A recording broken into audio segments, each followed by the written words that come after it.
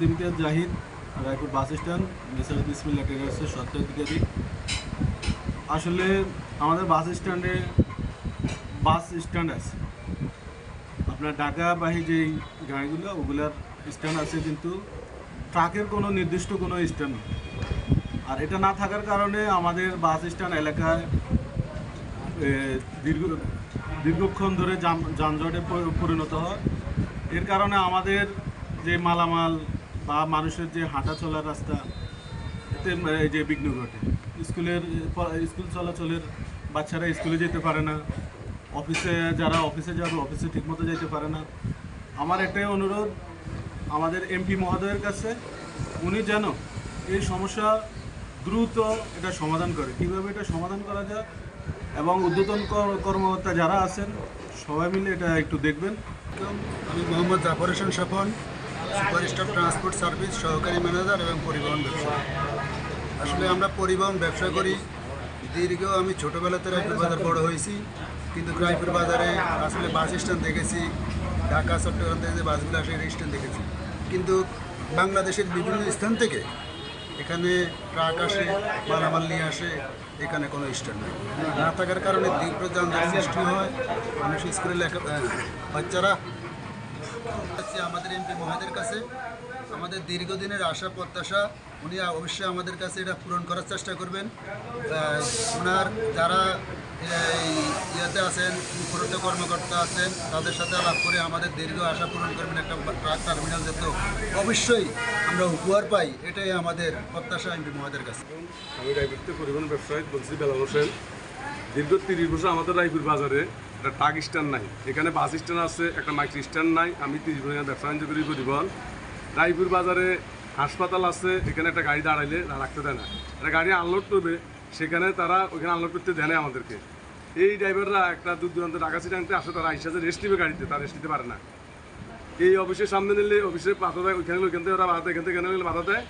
এখন রায়পুর বাজারে 30 বছর ধরে এখানে আমাদের সুবাই নারকেল ব্যবসা, আমরা সুবাই নারকেল নিয়ে ভরপুর। হাতেরগঞ্জ, ক্যাম্পেরহাট, তারপর আপনার খাসাট, রায়পুর, দালাল বাজার, এই অঞ্চলে আমাদের সুপারি এবং নারকেল নিয়ে ব্যবসা বাণিজ্য আমাদের এটা ভরপুর আছে। তা আমরা এক্সটার্নাল পাই নাই।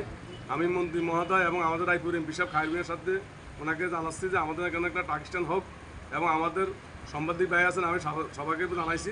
কার্গোর মহাজন, দীর্ঘদিন আমরা গাড়ি ব্যবসা করি, গাড়ি ব্যবসার সাথে আমার বাপ জড়িত, আমি এখন জড়িত।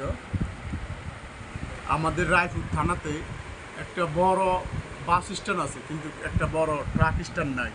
বড় থাক দূরের কথা, ছোটো একটাও নাই। আমাদের গাড়িগুলো রাস্তার উপরে থাকে, জনভোগের দুর্ভোগ সৃষ্টি করে। এই অঞ্চলে যানজট পরিপূর্ণভাবে থাকে। তো যানজট নিরসনের জন্য আমাদের একটা ট্রাক স্ট্যান্ড দরকার, যেহেতু ট্রাক কার্গো গাড়িগুলাই দেশের মানুষের পুষ্টি এবং মানুষের খাদ্য, মানুষের এক্সপোর্ট ইম্পোর্টের সাথে জড়িত। সেহেতু এইটাকে টিকিয়ে রাখার জন্য মাননীয় এমপি মহোদয়কে বলতেছি, বিশেষভাবে অনুরোধ করতেছি, আমাদের একটা স্ট্যান্ড দরকার। এখানে আমাদের সুপারি আছে, অঞ্চলে সয়াবিন আছে, নারিকেল আছে, এবং বিভিন্ন ফ্যাক্টরিতে লক্ষ্মী বিসিকে বিভিন্ন ফ্যাক্টরিতে মানে উৎপাদন হয়েছে। সামনে হয়তো আরও হবে ইনশাল্লাহ। তা আমাদের এই যানজট নিরসন কিংবা আমাদের এই ট্রাকগুলাই যাতে ড্রাইভারগুলো নির্বিঘ্নে স্ট্যান্ডে কিংবা পার্কিংয়ের ব্যবস্থা রেখে বাড়িতে চলে যেতে পারে। আমাদের এত লক্ষ টাকা সম্পত্তি, আমরা নির্বিঘ্নে যাতে বাড়িতে গিয়ে ঘুমাইতে পারি, রোডের উপরে যাতে গাড়ি না থাকে, ট্রাফিক যানজট যাতে সৃষ্টি না হয়। ট্রাক স্ট্যান্ড একান্ত প্রয়োজন। মাননীয় এমপি মহোদয়, আপনি এই ব্যাপারে সচেতন থাকবেন ইনশাল্লাহ। প্রিয় দর্শক, আপনারা দেখতে পাচ্ছেন একটি রায়পুর পৌরসভার বাস স্ট্যান্ড এলাকা। এই এলাকায় একটি বাস স্ট্যান্ড রয়েছে, কিন্তু কোনো ট্রাক স্টেশন নেই। না থাকার কারণে পণ্যবাহী ট্রাকগুলো রাস্তার মধ্যে এসে জড়ো হয়, মালামাল উঠানামা করে। এতে জনভোগান্ত চরম আকার ধারণ করে, চলাচলের জন্য মানুষের বাধা সৃষ্টি হয়।